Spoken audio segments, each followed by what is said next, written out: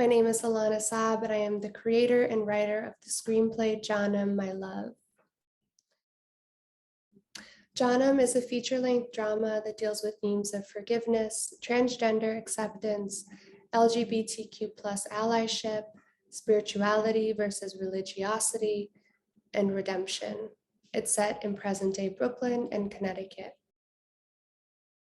When an atheist woman's transgender husband dies at the hands of a hate crime, she is left to plan a traditional Islamic funeral with her Muslim in-laws, who abandoned their son a decade ago. As her in-laws memorialize their daughter, the life that her husband built for himself unravels before her eyes. When her husband, Az, is murdered at the hands of a hate crime one morning in Brooklyn, Maine is left to care for their 5-year-old son, Emilio, while struggling to figure out how as a practicing Muslim and transgender man, would have wanted to be buried. In her efforts to do right by his religious beliefs, Maine reaches out to Az's Muslim parents, Muhammad and Yashva, who abandoned him a decade ago when he came out. While planning the funeral in Connecticut where Az grew up, Maine goes head-to-head with Az's mother, Yashva, and his sister, Maria. In the meantime, Emilio and Muhammad form a strong, surprising bond despite Muhammad's initial attempts not to. Maine's grief magnifies as his family carries out a funeral for Asra, she, their daughter, a fantasized version of their child. Surrounded by a family and religion that abandoned her husband, Maine wonders, is this how Az would have wanted to be remembered? As a woman? Did Maine make a mistake by trying to do the right thing? And how, after everything Az went through, did he love a family and God who didn't accept him? Maine is pushed to her limits at the Islamic body washing ceremony, and she decides to plan her own memorial for Az on the same day as his Islamic funeral. Before she leaves Connecticut, she finally confronts her in-laws in a tense, difficult moment of truth. She sets aside her own anger when she invites her in-laws to the gathering.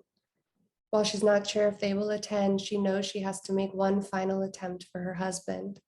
And maybe now, they will finally see and accept their child for who he was. Yashva and Muhammad are left with the life-changing decision of whether to adhere to tradition and community or to finally embrace the child they left behind. In this table we read from pages 77 to 92 of the 104-page screenplay. I'm Roberta Pixer, she, her, reading for the role of Yashva. I'm Nitin Deo, he, him, reading for the role of Muhammad. My name is Olivia Walton, she, her, they, them. I'm reading for the role of Maine. I'm Sarvin Alidai, she, her. I'm reading for the role Maria. My name is Philip J. Macaluso, he, him, and I'm reading for Emilio. My name is Steve, she, her, and I'm reading for the role of Az. Interior in-laws house night.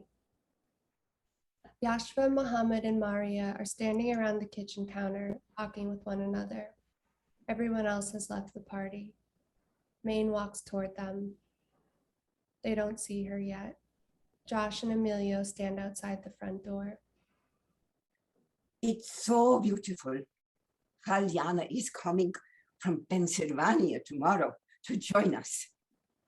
You know she lost like 40 pounds. I won't be going to the funeral.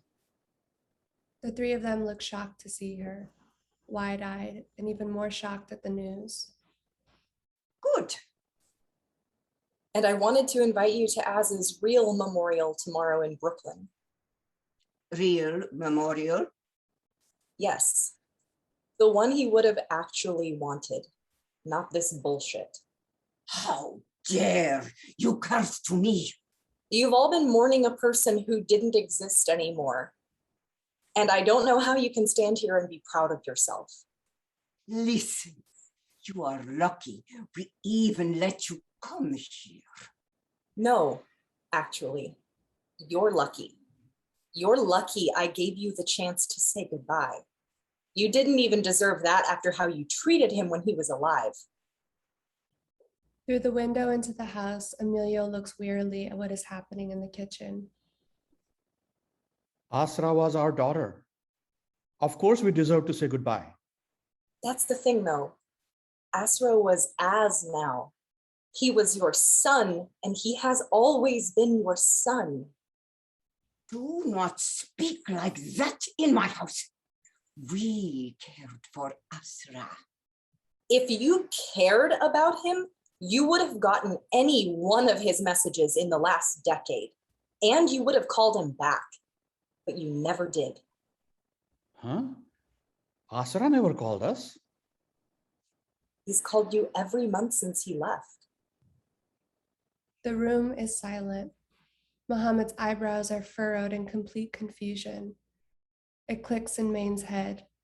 She turns and stares at Yashva. Really? Wow. Muhammad looks at Yashva. Yashva looks down at the floor.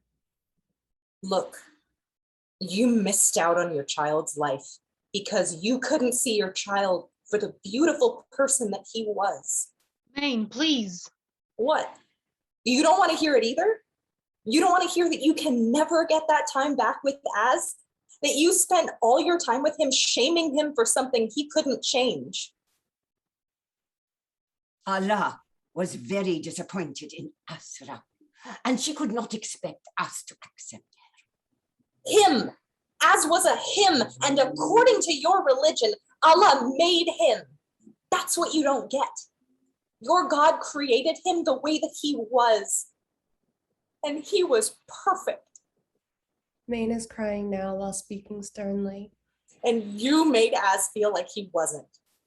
Every day with your silence, you made him feel as if he wasn't worthy of your love. And somehow he still loved you all so much. Emilio is standing outside the front door, looking inside from the small window around the door. Muhammad looks toward the front door and sees Emilio. They look one another in the eye. Emilio has a tear on his cheek. Muhammad cannot take his eyes away from Emilio. Az and I had a beautiful family and a beautiful life together. And the only thing missing was you. Because you weren't brave enough to see beyond your religion and your stupid community and instead look at him. Yashva, do you realize that you haven't even cried? Your child died and you haven't cried once. What is that, huh? I'll tell you why. Because you don't even know who you're mourning. Get out of my house! Gladly. Maine grabs her purse and walks angrily toward the front door. The memorial starts at 3. Maine opens the front door with force. Exterior, in-laws house, night, continuation. Maine leaves the door open behind her. Josh and Emilio are at the doorstep. Maine storms past them and grabs Emilio by the hand. She is storming toward the car. Josh begins to move with Maine. We're going Where? home. Emilio begins squirming. No, wait. I need to say goodbye to Baba John. No, Emilio. I need to say goodbye. Let's go. No, stop. Mom, stop. Hearing Emilio's yells, Muhammad rushes to the front door, which is still open. Baba John. Emilio breaks free of Maine's grip and runs toward Muhammad, who is standing at the doorstep. Emilio crashes into Muhammad's open arms. They embrace deeply. It's okay. It's okay. I don't want to go. You have to. I'm never going to see you again. Yes. Yes, you will. No, I won't. I will call you. I will call you every day if you want. You promise? I promise you. You should have this. It's yours. Emilio moves to remove the watch from his wrist. No, no, no. It's for you. It's for you, my grandson. Muhammad strokes Emilio's head.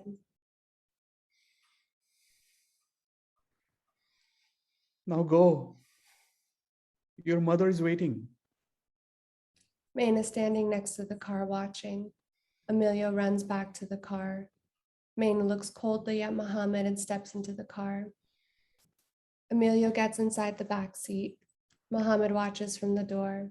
Yashva and Maria are seen in the house, standing near the kitchen, dumbfounded. Interior bedroom, in-laws house, night. Yashva is alone in the bedroom. She is pacing in her pajamas. Muhammad and Maria are heard talking downstairs. The front door closes. Muhammad enters the bedroom. Yashva comes toward him. Jaanem, Muhammad dismisses her. He walks to the bathroom in silence and anger. Did you delete them? what are you talking about? Did you delete them? Muhammad walks back into the bedroom and stares down his wife.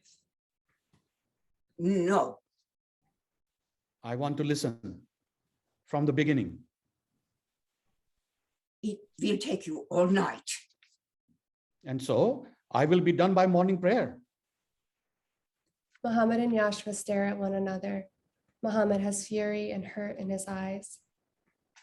Yashva picks up the home phone on her nightstand and presses 1. She hands the phone to Muhammad. He takes it in his hands. Yashva lays down in bed. Interior bedroom, Maine and Az's townhouse, morning. Maine is laying asleep on her side of the bed. Morning, Jaanem. Your plants are waiting for you. Still half sleeping, Maine turns and places her hand on the other side of the bed, as if reaching for Az. When she feels her hand hit the empty bed, she opens her eyes and looks at the emptiness.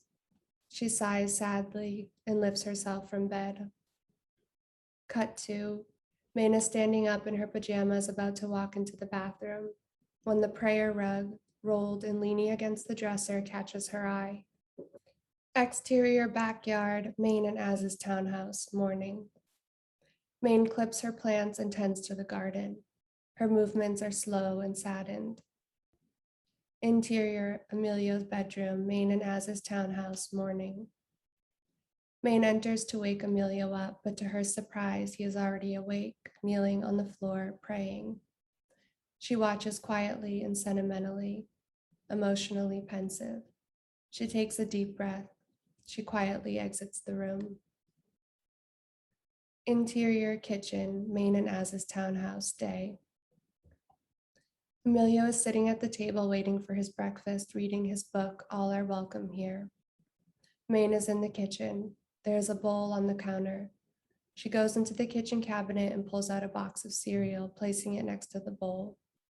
She opens the fridge and looks into it, her eyes scanning. Her face contorts into a sadness that she's been trying to fight all morning when she realizes there is no milk. Tears start to fill her eyes. She keeps the door open and hides herself from Emilio. She closes her eyes tightly and braces herself. Then she closes the refrigerator door. Exterior sidewalk, Brooklyn Heights, day. Maine and Amelia were walking holding hands. Amelia was talking inaudibly while Maine is listening. Suddenly, the bodega where Az was killed is about 50 feet away on the side of the street they're walking on. Maine sees it. She quickly turns toward the street and, holding Emilio's hand, looks to see if any cars are coming. They cross the street quickly. Interior diner, Brooklyn Heights, day. Maine sits across from Emilio. There are pancakes on the table. Emilio is eating.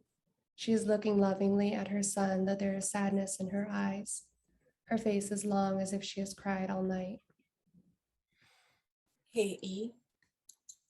I wanted to say that I'm sorry for how I reacted the other day to you and Baba praying. If you want to pray, you can. Dad and I shouldn't have stopped you. I like praying.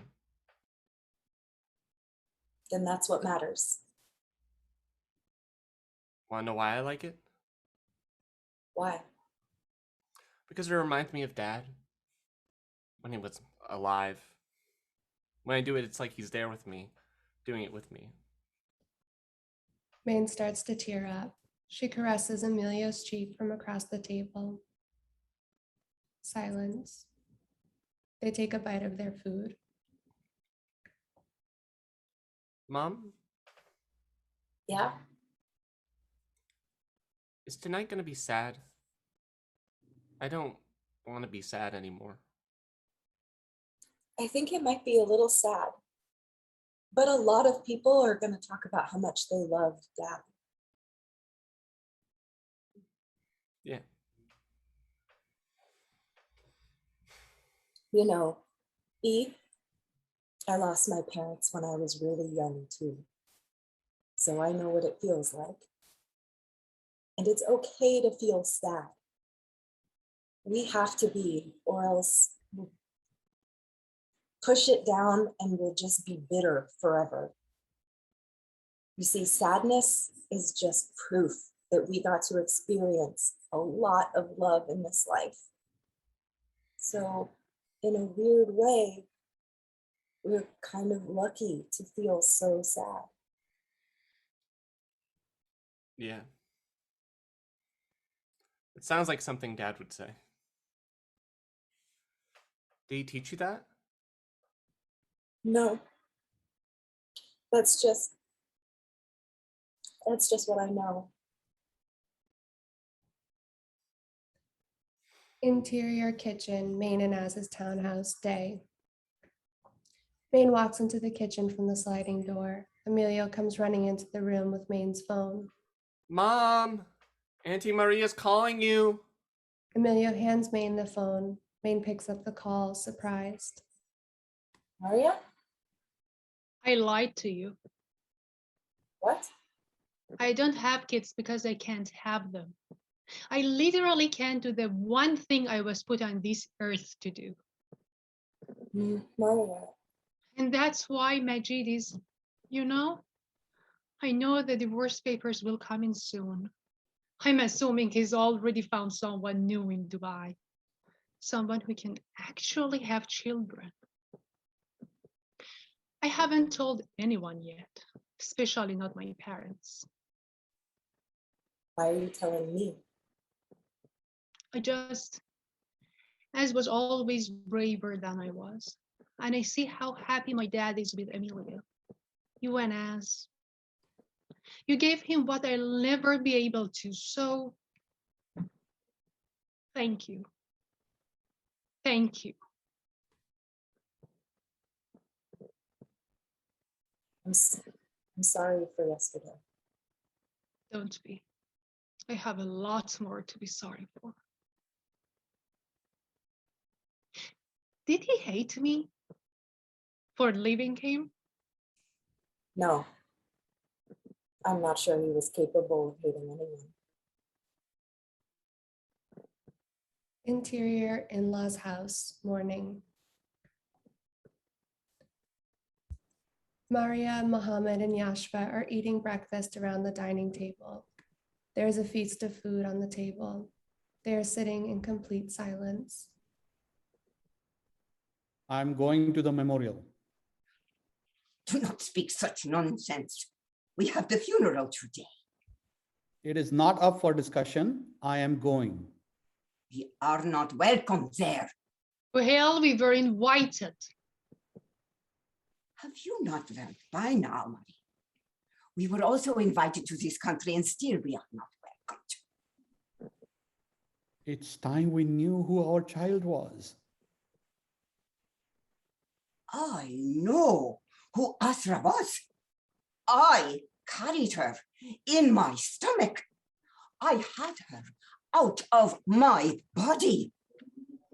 I raised her all those years while you were away, busy, beginning businesses, God knows where. Perhaps she turned out like that because she did not have a father. Mom, that's not fair. I'm going, and that's that. You will turn away from your family like this? Asra is our family. I'm going too. You have both been hypnotized by this stranger who came into my house and disgraced me. Yashva, we abandoned our child. That is not true. It is. You cannot deny it. No, we only tried to make her see that on the day of judgment, she would not be accepted. We tried to teach her. We tried to help her. Yashva, have you forgotten what your name means? She who intercedes on the day of judgment. She who comes to speak on behalf of someone. Judgment day, it seems, has already come and gone. And we remain silent. In this life, we did not speak up for our own daughter. Why? I did what was right in the eyes of Allah. And what about your heart? Is your heart right? Muhammad points sharply at his chest. Yashva is silent, glaring at Muhammad. I know what our religion says. I know it well. But when I look into my heart, I know that Allah loves Asra. He loves her. He loves him. He always has. And we disowned our child. For what? For whom? I know in my heart, Allah has accepted him. He has. He has to. Muhammad breaks down in tears. Maria rushes to his side. Dad. Maria hugs him, but he is inconsolable. My wife, our God and the rules of our religion are different. I know this now. And somewhere in you, you know it too. We left him. And now he is gone. He is gone.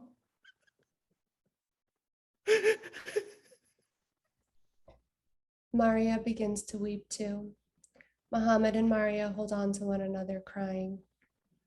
Yashva gets up, fuming, from the table with her plate. She walks over to the kitchen sink and slams her plate into the sink with a bang. If you go, you are no longer my family. Then she walks upstairs in a fury. Interior bedroom, in-laws house, afternoon. Yashva enters her room in a rush and shuts the door. She's hyperventilating. She paces around her side of the room. She can't catch her breath. She's in a panic. She sits on the edge of the bed with her feet on the floor and tries to regain her composure. Then she looks at the home phone on the nightstand. She stares at it. She picks up the phone ominously. To listen to your saved messages, press 1. Yashva waits, and then slowly she presses 1 on the phone. Hi, Mother Jan. Hi, Pelar Jan. It's me again. Eid Mubarak. I graduate soon. They say the ceremony will be at Yankee Stadium. I'm sure Dad is happy about that. I'll send you the date and time in case you want to come. Next message. Hi, Mother Jan, Pelar Jan. I know you don't want to talk to me, but I miss you both so much. I miss sitting in the garden and watching Dad talk to his plants. I miss hearing his stories from the old country. And Mom, Dad, if you're listening, I miss your cooking so much. I miss how you used to call every day just to ask how I was doing. I think about you every day. I pray for you every day. Please remember, I'm still the same person that you loved. I'm still me. I just wish you would pick up and say hello. Just that. Just hello. That's all I'm asking for. Yashva is crying now, gripping the phone to her ear. Time passes. Yashva is still sitting with the phone to her ear, listening. She has a tissue in her hand. Hi, Mother John, Father John. Emilio turned 1 today. I never understood when you said how fast life goes. I mean, Maine and I are already getting gray hairs. It's funny, Mom. With every day that passes, she reminds me of you more and more. Anyways, I gotta go. Do you remember what you used to say to me every night before I fell asleep? Zindigian, Jagadan, Azizan, Asalan, Jaanem. The phone falls from Yashva's hands, and she is sobbing for the first time.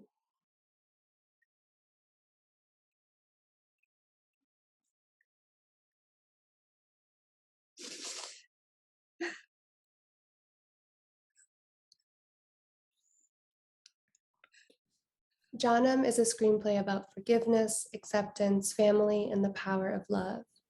It opens a dialogue around God, a loving, accepting force that is unbound from the rules and restrictions of religion, inspiring people to speak out against outdated beliefs in religion and reach toward their own individual relationship with a higher power or just love in general. While it's not about the internal transgender experience, Jaanem is about LGBTQ+ allies fighting for tolerance and struggling with this fight in the name of those queer folk that they love.